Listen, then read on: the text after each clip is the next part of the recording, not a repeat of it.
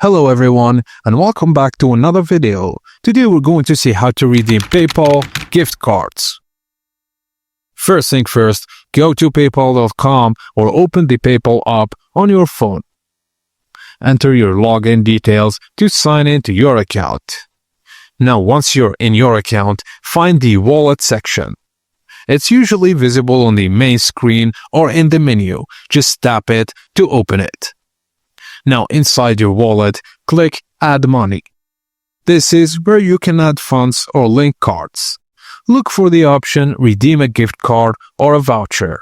Click it to continue.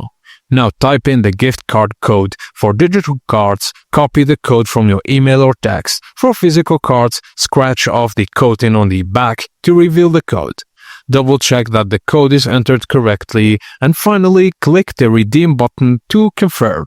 The balance will be added directly to your PayPal account and it will be redeemed. You can use the funds to shop online, send money or transfer to your local bank account. Thank you guys for watching, and please don't forget to like and subscribe for more.